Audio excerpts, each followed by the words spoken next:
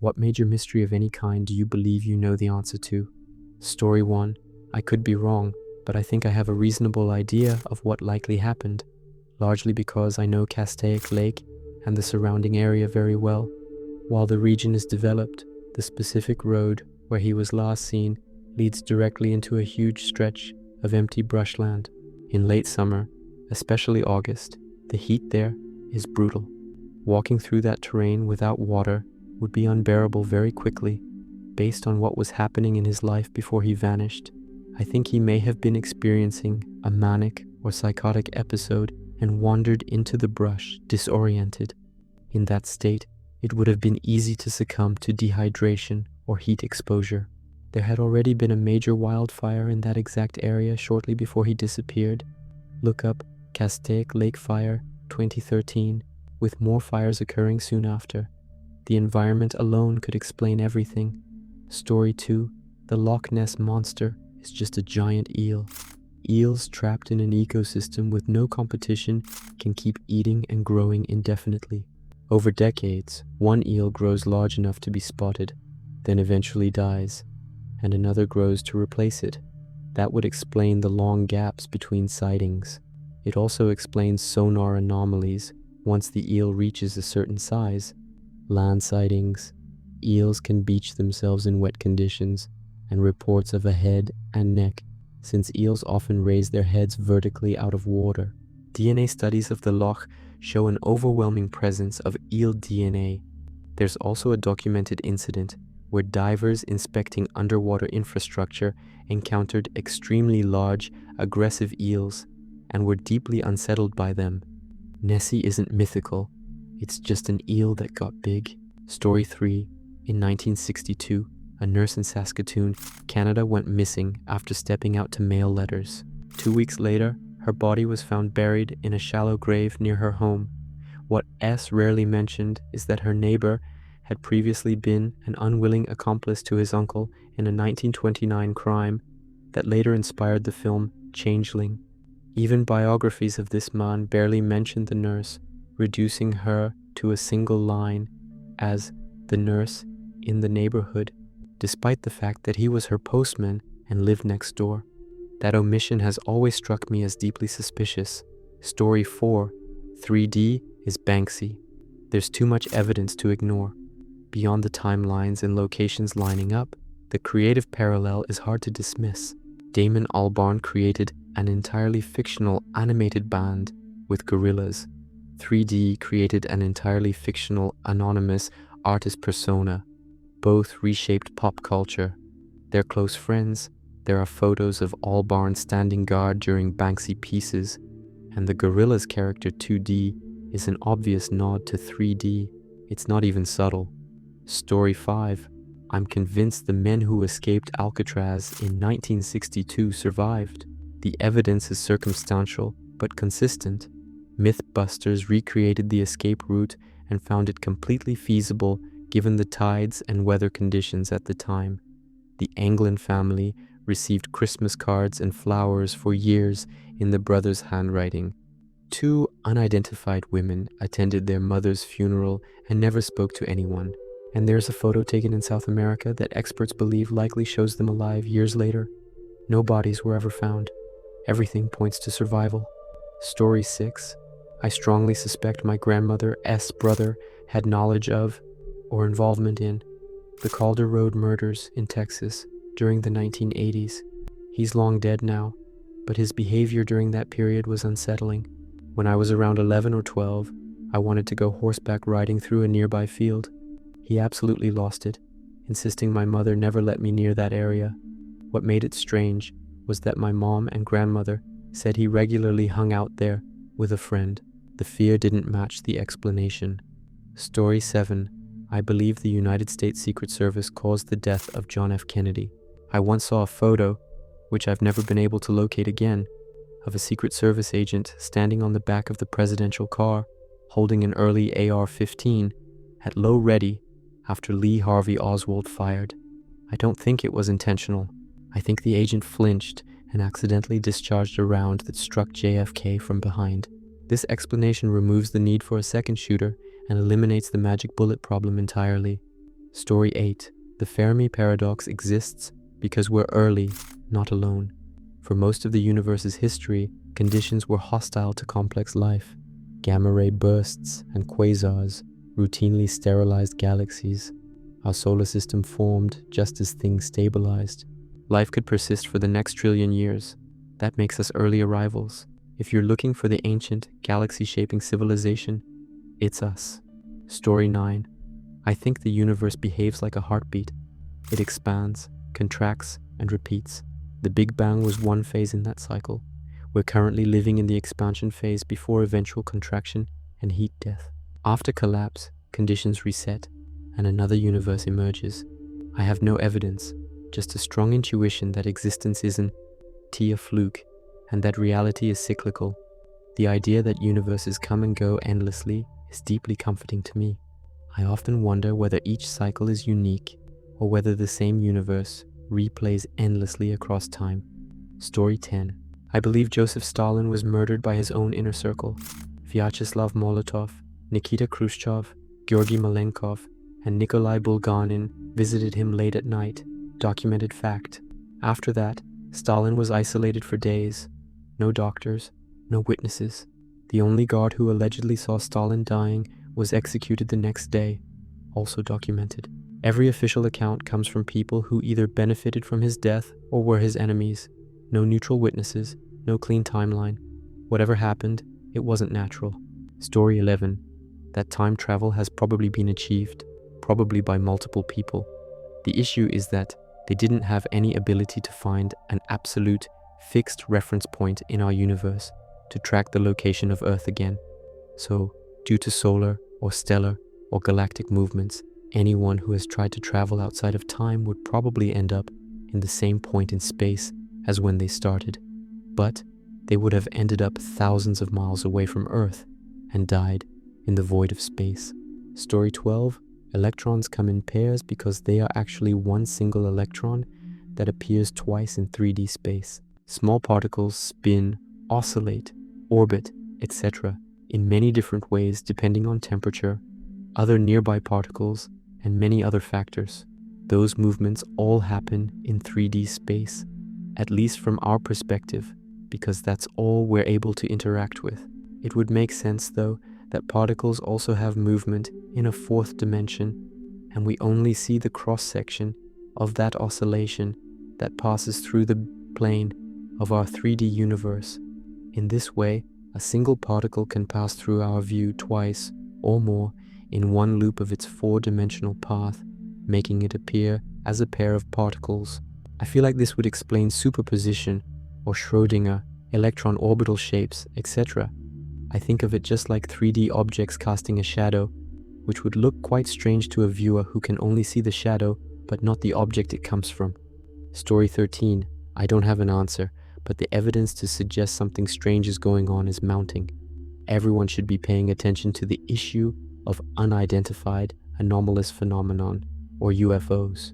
Since David Grush's whistleblower claims, Congress has supposedly been briefed on similar programs and claims coming from people with higher clearance than Grush. Further, Congress has included in NDAA 2024 language that any special access program dealing with UAP must disclose their existence to Congress or have their funding cut. With the amount of attention Congress is giving this issue, I'm now convinced something very weird is going on. What that thing is, only they know. Story 14. I am convinced that there was insider knowledge at high government levels regarding 9/11, whether or not they knew the specific day it was going to happen. That event allowed them to push through a lot of policies that Americans would never have tolerated prior to 9/11 and gave them the excuse to re-invade Iraq. I believe the victims of that attack were written off as the cost of progress. The reality is that they probably had the entire picture of what was about to happen, but it was in puzzle pieces scattered across multiple agencies, living in a culture in which cooperation was more or less unheard of. Every agency had their mission and didn't see it as a prerogative to help any other agency complete theirs. Intelligence sharing wasn't really a thing, at least not by design. So the FBI had intel on the perpetrators, The NSA had intel on the nature of the scheme. The CIA had intel on the funding of it. If the agencies shared this intel with one another and allowed it to be analyzed across the board, they might have prevented it, or at least reduced the scale. The change in culture among federal LE or intel agencies post 9/11 was huge. In this regard, a ton of new systems were put in place to make sure that intel was available across the board to analysts, regardless of which agency gathered it. They also definitely used it as an excuse to implement horrible policy and fire up the war machine, but I don't think they either facilitated or allowed it. That doesn't track. They simply didn't let a good tragedy go to waste. Story 15. The meaning of life. Why we are here.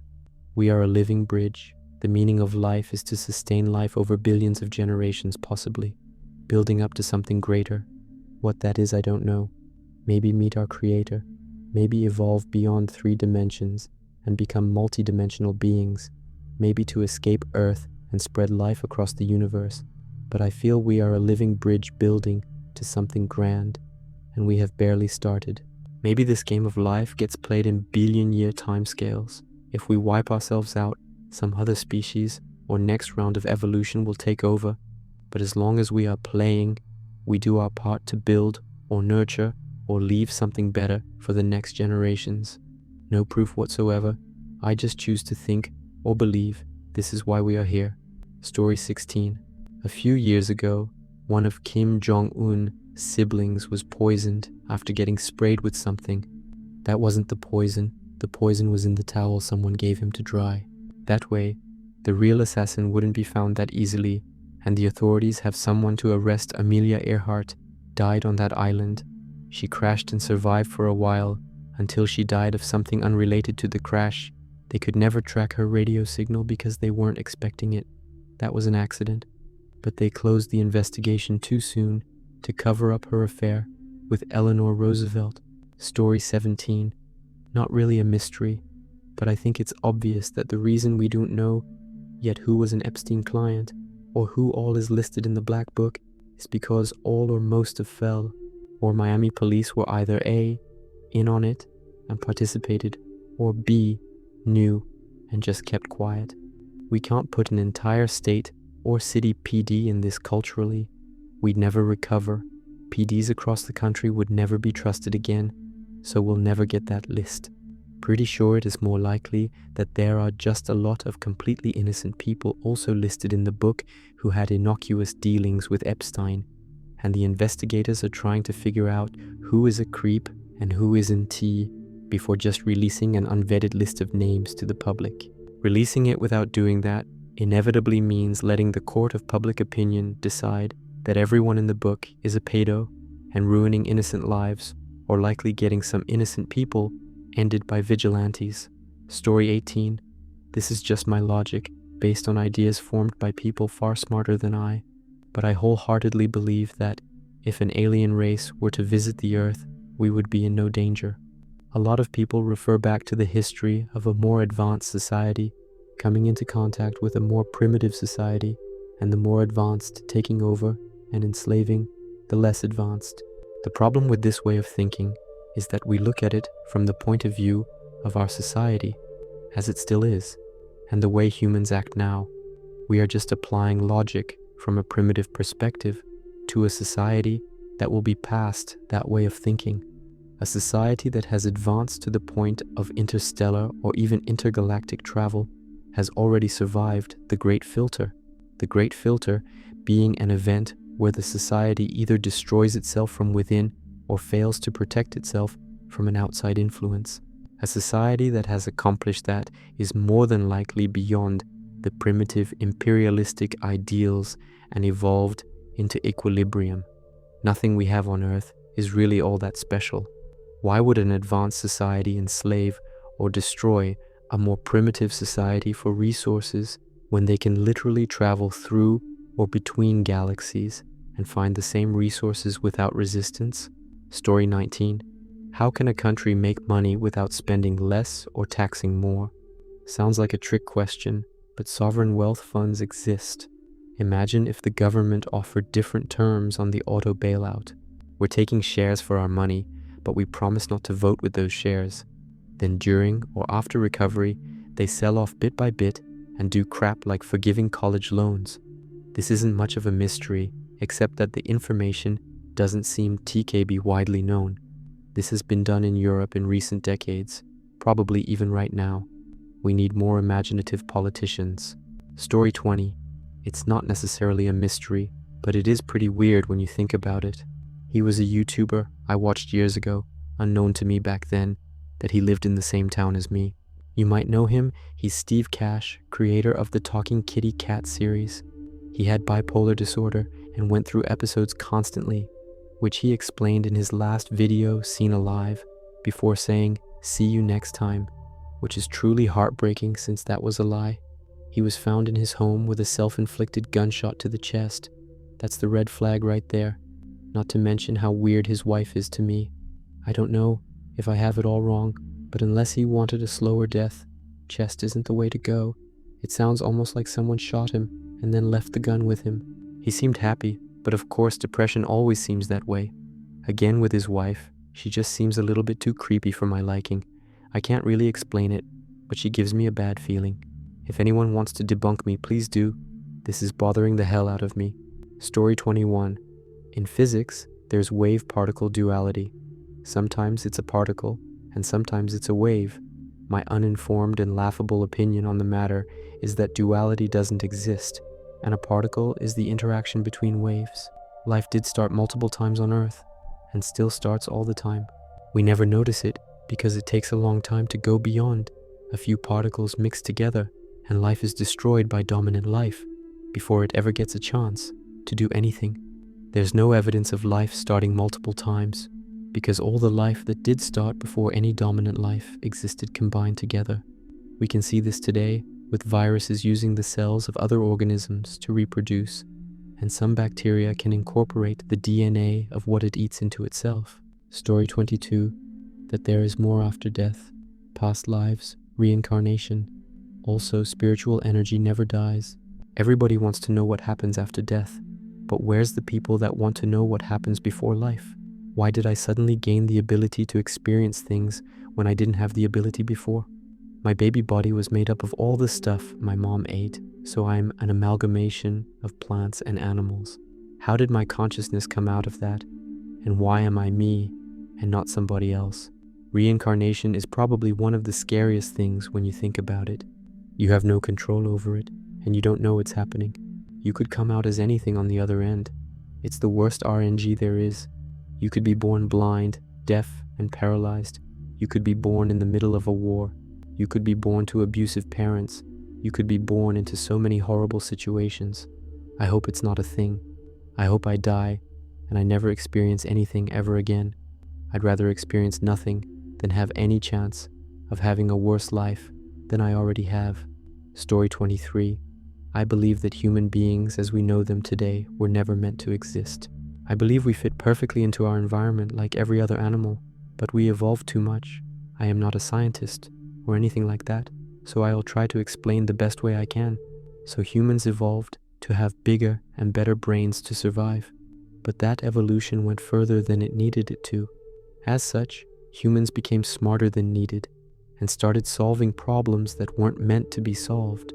An example is that certain environments aren't meant to be lived in by humans, but humans figured out that they could end other animals and wear them for warmth, just as an example. To me, this is confirmed by virtually every aspect of human activity and the existence of pure culture, like how we have TV shows and movies which are just humans pretending to be other humans for entertainment. Essentially, animals pretending to be different animals in different situations. Like imagine watching a group of monkeys put on costumes or pretend to be a different animal unprompted. I also think it's why humans have done so much damage to our environment. We were never meant to figure out how to use fossil fuels in the first place. I don't know if this makes sense, but I like to think about medical procedures. Heart transplants, although great, should not exist. Every machine or invention we have is basically an evolved version of like rocks and tools that a chimp would use. Story 24, Meline McCann. I believe 'twas the parents Soz. They left the door unlocked on purpose. The time when the door was left unlocked, her parents weren't supposed to be checking on them. It wasn't their turn. Then mysteriously, the doors were left unlocked when they offered to check on kids instead of the other parents who were supposed to be doing it that time. I know when you lose a child, all logic flies out the window, but most everyone knows not to tamper with a crime scene by now. I mean, come on. They let literally anyone rifle through that room. Plus there were other, much younger, easier children to take. Why Madeline? 'Cause it was the parents' doing. I have more thoughts, but I can't remember them off the top of my head. In conclusion, they set it up. I DK what for, but they set it up so she would be taken. This is a flimsy little side note. Plus just 'cause you leave a door open doesn't mean your child will be taken.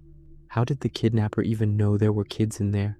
If a door's left unlocked, you're mostly likely going to be robbed. I don't know any burglars that find nothing in a house and go, screw it, can't find anything good. Take the kid, 'cause most of them are small-time thieves looking for jewelry to pawn or whatever. Story 25. Migraines. Scientists are still not sure what causes them. I believe that migraines are caused by dopamine, although I don't know the exact mechanism. I believe it's more complicated than that, and there's a cascade of reactions and interactions that lead to the symptoms, but I think too much dopamine, or a poor reaction to dopamine, is the initial cause. I got my first migraine, with aura, after smoking weed, which isn't something I normally do, while taking dopamine reuptake inhibitors, which, yes, was stupid. I'd never had a migraine before, and the ones I've had since have been less intense, but always while on these meds and while exercising. Story 26. I think the infamous Dingo Pictures movies of the 90s were made partially by children. There's a documentary coming out that will hopefully reveal everything. I'm very anxious to see it and find out if I'm right. Dingo Pictures was an animation company in the 1990s, now considered the worst animation studio in history. I don't have time to go into all the different ways Dingo movies are terrible, but several YouTubers have reviewed their appalling mockbusters like The Lion and the King, Wabu, The Cheeky Raccoon, and Animal Soccer World. What makes me think kids were involved is the character designs and the stories. The characters are all sloppy tracing of copyright characters from Disney and other studios. The stories play out like a kid with a bunch of Disney figurines, making up a story as they play. Obviously, adults would have had to put these stories to screen and distributed them, but I really think Dingo was a family collaboration. The documentary will reveal if it was. Story 27. We for sure live in a simulation. The Planck unit gives us a resolution to the universe. It is the shortest possible unit of practical division in the universe. Thanks to Einstein, we know that this not only means a shortest possible distance, but also a shortest possible time frame in order to pass through it. So the universe also has a frame rate. Ever see ultra slow motion lightning? A charge reaches up from the ground, and then a leader reaches down from the cloud, but it doesn't merely take the path of least resistance. It actually searches for the path. Lightning is algorithmic in nature. If path A means least resistance, then proceed.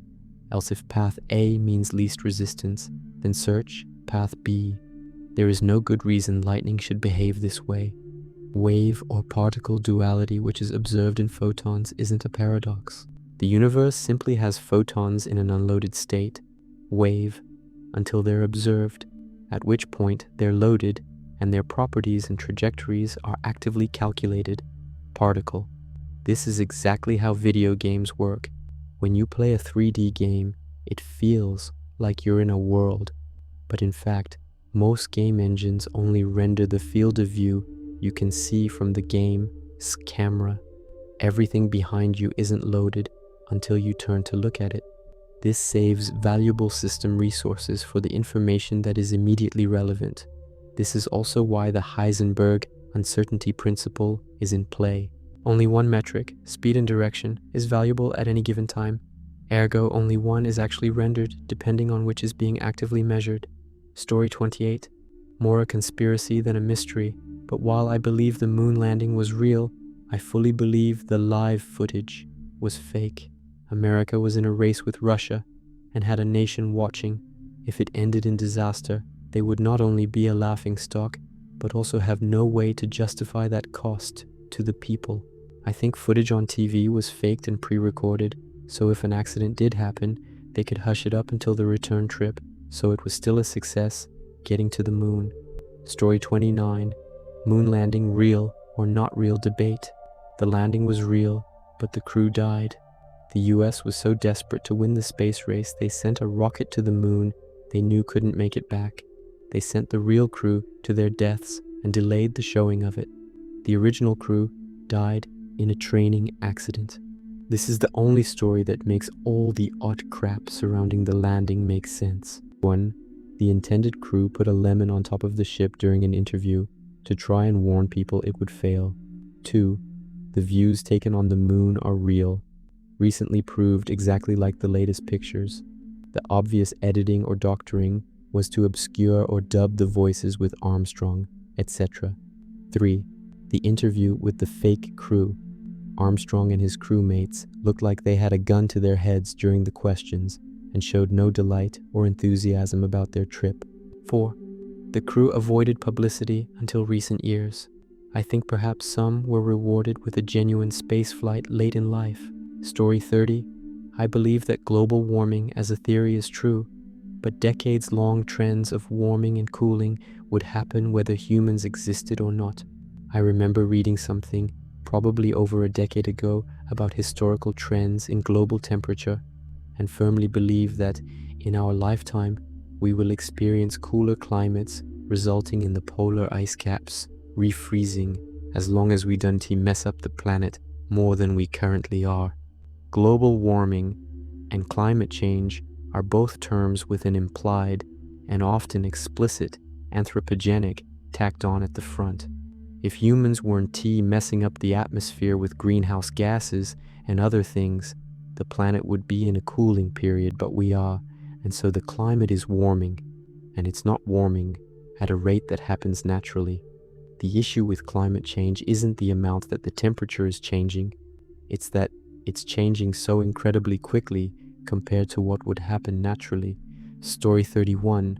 I've always found the Utsuro-bune story fascinating because, unlike most Japanese legends, it's unusually grounded in reality. It has a specific date, 1803, and location, a fishing village in Hitachi province, making it feel more like a historical mystery than a ghost story.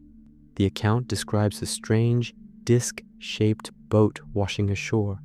It was made of red, sweet-smelling lacquered wood, reinforced with metal, and even had a glass window. Inside was a tall, pale woman with red hair who spoke an unknown language and clutched a mysterious box she refused to open. Villagers found odd supplies inside, including crescent-shaped pastries. Assuming she was a banished foreign princess, and fearing political consequences, they sent her back out to sea. Because of the craft's shape, many people jump to UFO theories, but the materials and construction are entirely plausible for the early 1800s.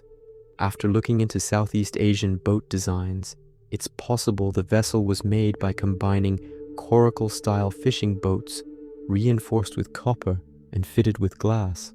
Ocean currents make this even more interesting. Currents from the South China Sea can flow into the Kuroshio Current, which runs directly toward eastern Japan. That makes it feasible for a small craft to drift from Southeast Asia to Japan. Vietnam stands out as a likely origin.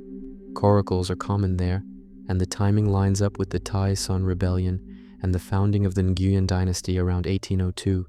During this chaos, European nobles and wealthy emissaries were targeted. Vietnam also produces rosewood, which matches the legend's description of the vessel's red, fragrant wood. My theory? A wealthy emissary, fleeing the rebellion, sent his red-haired daughter or niece away in a well-supplied fishing craft as a last resort.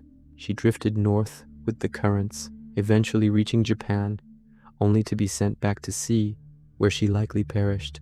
It's not a complete explanation, but to me, it fits the historical, nautical, and material details far better than aliens ever could.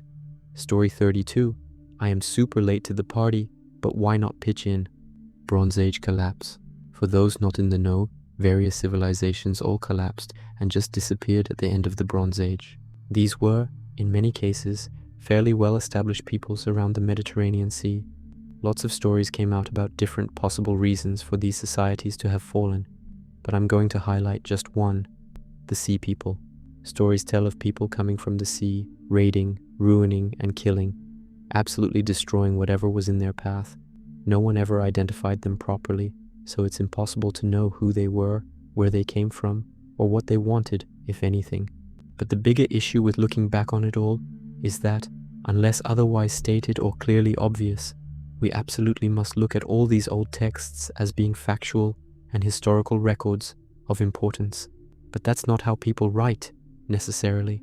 For as long as we've been telling stories, we've embellished, we've painted vivid pictures, and used flowery language, the Sea People could just be a personification of disaster, a concept of harsh realities that just came knocking, such as plague, storms, floods, whatever. We will never know. Story 33, the 21 grams experiment. Basically, a scientist in the early 20th century proposed the idea that the human soul has physical weight to it. He measured the weight of people immediately before and after death, and all four lost weight, with one specifically losing 21.3 grams. The experiment was never repeated, so we don't really have a reason for why they lost the weight. Pretty interesting stuff. You can check it out. Story 34. I've always been fascinated by the Devil's Bible and Göbekli Tepe.